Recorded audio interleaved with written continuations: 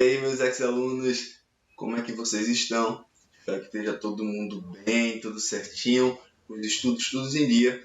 Hoje a gente tem mais uma aula de filosofia e a gente vai dar continuidade ao assunto aí da filosofia clássica, né? Na última aula a gente falou sobre os pré-socráticos. Quem não viu ainda, cuida de ver, está aparecendo aqui no nosso cardzinho. Dá uma olhada lá para poder pegar o ritmo legal, beleza? Hoje o que a gente vai falar? A gente vai falar do período posterior ao pré-socrático, o período socrático, né? Então a gente vai argumentar aqui, falar algumas coisas sobre os sofistas e sobre Sócrates. São dois assuntos extremamente pertinentes para o Enem, beleza? Então fica ligado aí depois da vinheta que a gente já volta.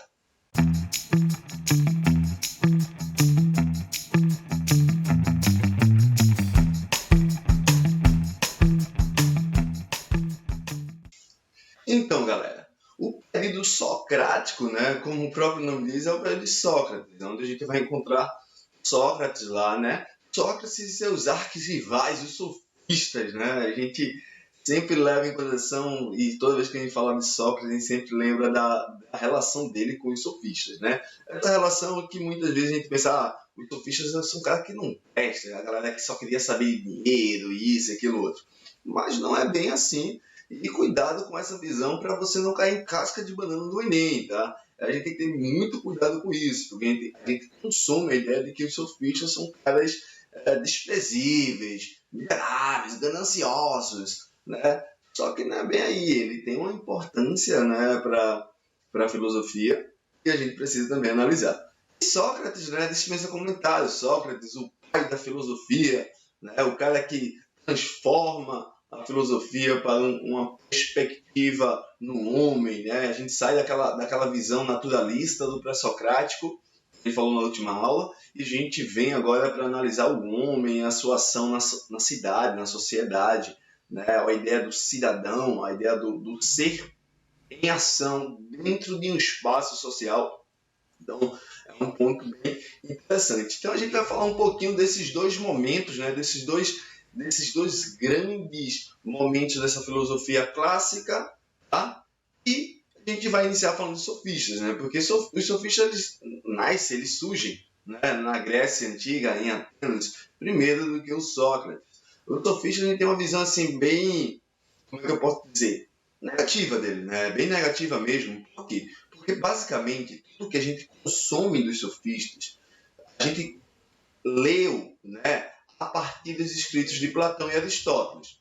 Platão, aquele cara que amava o seu mestre, né? Então ele consumiu muito na ideia do Sócrates. Então ele não gostava dos sofistas. Ele tinha um ranço desses sofistas, né? Um nojo, assim. Ele costumava falar muito mal dos sofistas. E o Aristóteles também, né? Porque o Aristóteles ele vem dessa linha de discípulos, né? O Aristóteles foi o discípulo de Platão. Então ele tinha essa percepção também e colocava a culpa do fim da democracia, por exemplo, do declínio da democracia em Atenas nos sofistas. A gente só vem ter uma visão um pouco melhor do sofista na filosofia contemporânea, a partir de Hegel para frente, né? Principalmente Hegel e Nietzsche, que são caras que começam a estudar e veem os sofistas como uma perspectiva não negativa. E é isso mesmo, o sofista ele tem uma contribuição muito importante para a gente. O primeiro ponto é a gente entender o que eram os sofistas, né? Os sofistas eram um grupo, uma galera estrangeira, né? Aquela galera que vinha de fora de Atenas, num período da democracia onde o cidadão ateniense, aquele que poderia participar dos debates políticos, só eram apenas os atenienses, os estrangeiros estavam fora. Então esses sofistas, eles vêm com um método de ensino. Então vem uma galera que tem um conhecimento em várias áreas, e a gente sempre pensa, o sofista só ensinava uma coisa. Não, eles têm um conhecimento em várias áreas, e eles criaram um método de ensino disso. E traz para Atenas numa perspectiva de ensinar, e em troca disso ganhava dinheiro, é claro. Então, eles trazem a arte do ensinar. Principalmente porque é nesse momento que a gente tem uma mudança, né, em Atenas, que é o valor das coisas. Né? A excelência ela não estava mais apenas no corpo e na beleza. a excelência agora, no homem, estava na capacidade de debate, porque isso que era importante no contexto da política. E então eles trazem essa arte de ensinar, é o que a gente chama dos nossos primeiros professores, pedagogos, né? Criaram a ideia de um ambiente para dar aula, é o que a gente chama de sala de aula hoje em dia. Isso é um lugar muito importante. Então, é o que a gente pode dizer que é o primeiro processo helenístico, que é a partir dele que a gente vai ter o ensino da leitura, da língua, né? Do falar grego, e expandir isso de uma forma maior. Né? Então, por mais que ainda não esteja no período helenístico do pós-socrático, mas o helenismo ele tem um início aí no processo sofista, né? Porque aí eu vou começar a ensinar as pessoas. Né? E o que é que eles ensinam? Eles criam um sistema e esse sistema é numa capacidade de você discursar. E aí ele cria um método que é a retórica, que é a nossa capacidade de discursar e convencer. Falar sobre qualquer coisa de uma forma que seja convincente. Então é aquela galera que te ensina a basicamente enrolar todo mundo, né?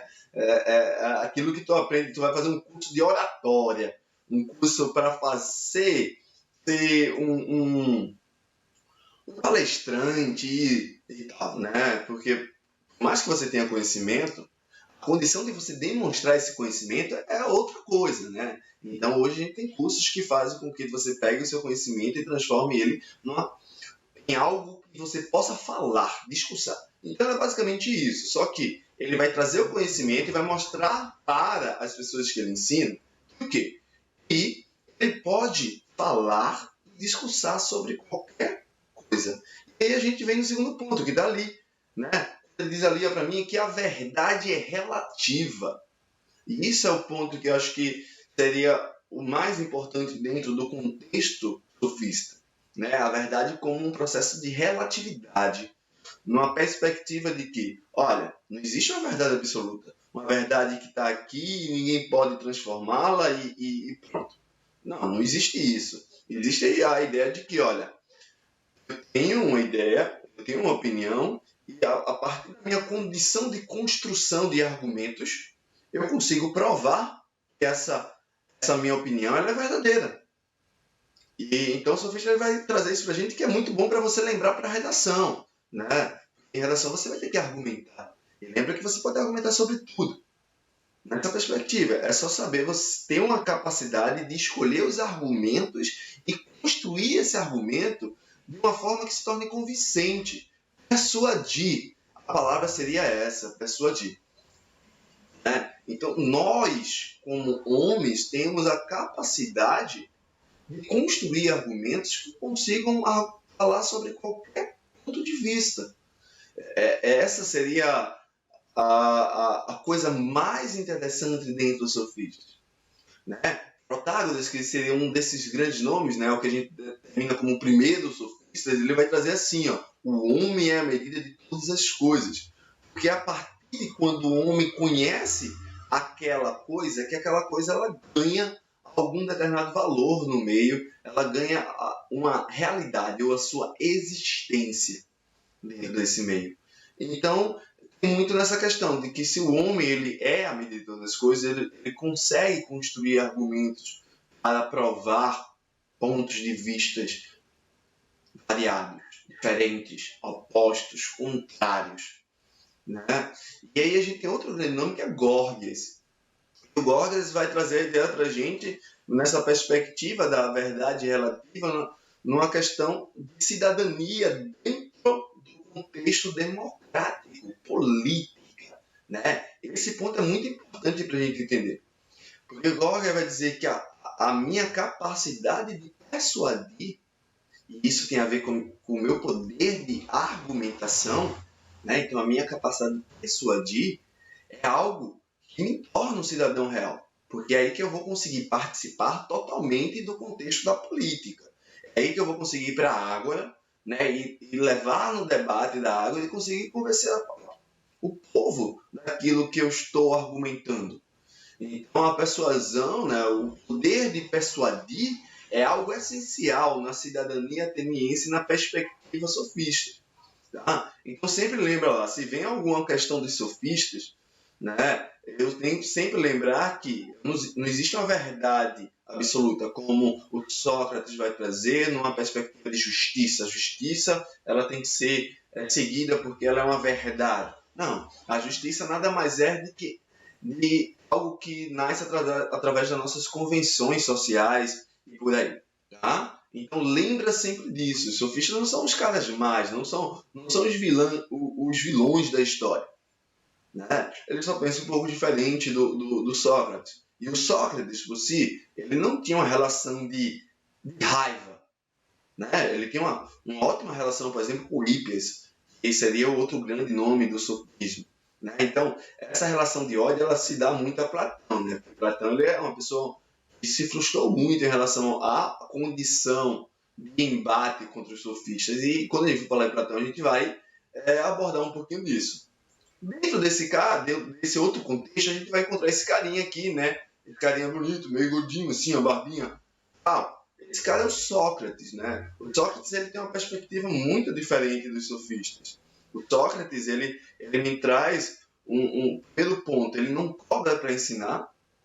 Ele vai ser uma galerinha ele vai ter uma galera que segue ele, mas ele não cobra nada, né? O que a gente chama de uma filosofia gratuita. E o Sócrates, ele vai ser um cara muito inteligente numa capacidade de diálogo. E aí é o que ele traz pra gente, o diálogo. Porque o diálogo é diferente do discurso. Tá? O discurso ele é meio unilateral. O discurso é a minha capacidade de apresentar coisas para vocês de uma forma de lhe convencer. O diálogo é uma conversa. Eu preciso de duas pessoas, no mínimo. Eu preciso do interlocutor para que o diálogo aconteça. Eu preciso que esse interlocutor ele reaja, né, para que isso aconteça. Então, a ideia do diálogo em Sócrates é extremamente importante. O ato de conversar seria o grande ensinamento de Sócrates. A gente vai falar um pouquinho já, que é a maêutica, né? O primeiro ponto é lembrar que Sócrates era considerado o cara mais inteligente dessa Grécia antiga, de Atenas, né? E o Sócrates ele vai ser convidado para ser professor de um monte de gente, principalmente da galera da aristocracia. E aí Platão foi um deles. Né? O pai de Platão disse, bicho, vai lá conversar com aquele cara, porque o cara é bom, o cara é inteligente pra caramba e tu vai se dar bem pra política, né? Só que Platão foi lá e virou a cabeça e desistiu da democracia, aquele negócio todo que a gente vai ver na próxima aula, mas tudo bem. E o Sócrates, ele vem me trazer uma perspectiva que aqui eu trago em duas afirmações, que é o conhece a ti mesmo, é aquilo que a gente vai encontrar no templo de Delfos, que é o templo do oráculo de Apolo em Atenas. Eu só sei que nada sei, que seria a sua máxima, né? O conhece a ti mesmo é o primeiro ponto, né? Porque o Sócrates, ele vai dizer, olha, a verdade ela não é relativa, ok? Mas ela não é fácil alcançar, né? Toda vez que eu alcanço algum conhecimento, esse conhecimento ele me traz novas ignorâncias, novos questionamentos. E aí a gente vai ter uma construção contínua, tá? Mas ela não é relativa. Beleza? Lembra disso. Outro ponto é que essa verdade ela não está em um lugar distante. Ela não está longe da gente. Na verdade, ela está dentro de nós. Porque aí é a condição da alma com a imortalidade. Né? Então ele vai dizer ali, todos sabem, só não sabem que sabem. Porque está lá dentro dele. Você nasce com uma alma que já possui um determinado conhecimento de outros momentos. Só que você não sabe. E a alma também não. Então você precisa buscar, né, esse conhecimento aonde? No exterior? Nos livros? Não. Por isso que Sócrates não escreveu nada. Você tem que buscar esse conhecimento dentro de você mesmo.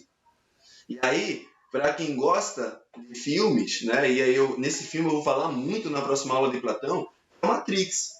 Né? O Matrix, ele me traz essa referenciazinha do oráculo, do conhece a ti mesmo. Então, para quem gosta de filme, dá uma assistida aí nos 3 de Matrix, 1, 2 e 3, o 4 já tá lançando aí. Eu sou fãzaço do filme, então eu tô suspeito para falar. Mas é uma boa indicação para vocês, beleza?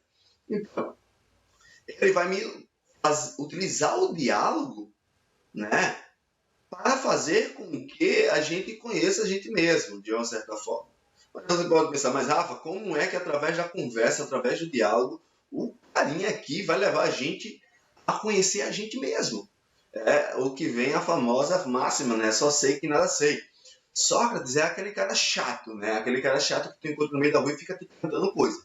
Pensa que tu tá passando lá na avenida, na avenida principal da cidade, e tem aquela galerinha que te fala e fica perguntando coisa de cartão, isso, aquilo, outro, pronto. Esse é o Sócrates, né? É um cara que parava a galera ali no centro de Atenas para ficar conversando, para ficar questionando. Só que esse questionamento do Sócrates, ele não é de qualquer forma, né? Esse questionamento de Sócrates é para levar esse interlocutor a entender o quanto ele é ignorante e, na perspectiva da ignorância, ele buscar o conhecimento dentro de si. É o que a gente chama de maiêutica, a utilização da ironia. Cada questionamento irônico, a ironia está porque Sócrates ele já sabe a resposta, mas ele não vai te dizer a resposta. Ele vai te perguntar algo que sabe a resposta, mas que ele quer que você responda, porque ele quer te levar a você perceber que você não sabe. Porque aí, ó, quando você percebe que você não sabe, você vai buscar o conhecimento.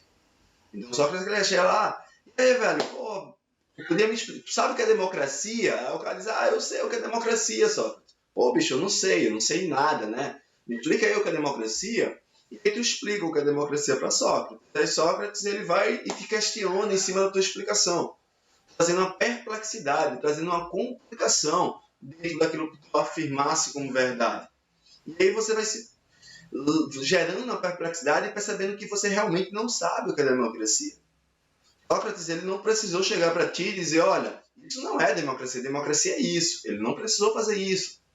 Ele faz com questionamentos que você perceba essa ignorância, né? Esse preconceito já formado, né? Preconceito é uma verdade já formada dentro de si. Então ele vai te levar a você buscar esse conhecimento, a conhecer melhor as coisas, e a resposta dentro de tudo. Então basicamente seria isso que a gente ia falar de Sócrates hoje. Lembrar que Sócrates ele vai ser condenado à morte, né, por ser acusado de converter, converter não, né, reverter a juventude, né, fazer com que essa galera negasse os deuses, tá? Isso tudo porque a galera estava preocupada com o ensinamento de Sócrates em Atenas. Então, qualquer dúvida, comenta aí, tá? Se inscreve, lembra disso. Se inscreve na nossa sala de aula, que lá a gente vai trazer questionários para vocês, a gente vai ter coisas legais para vocês. Tá aqui, ó, no link da descrição, o nosso Instagram, o nosso Facebook, que a gente sempre está postando coisas. O nosso processo de inscrição na sala de aula, né? É totalmente gratuito, é só para a gente ter o acesso a você e poder lhe colocar lá na sala de aula, tá? Curte, comenta, compartilha. Bicho, se você não se inscreveu ainda, se inscreve, velho. Pô, toda semana, todo dia conteúdo para você se preparar melhor para o Enem, com essa equipe maravilhosa, né, que você só encontra aqui no XNEM. Beleza? Então, até sexta-feira. Tchau, tchau.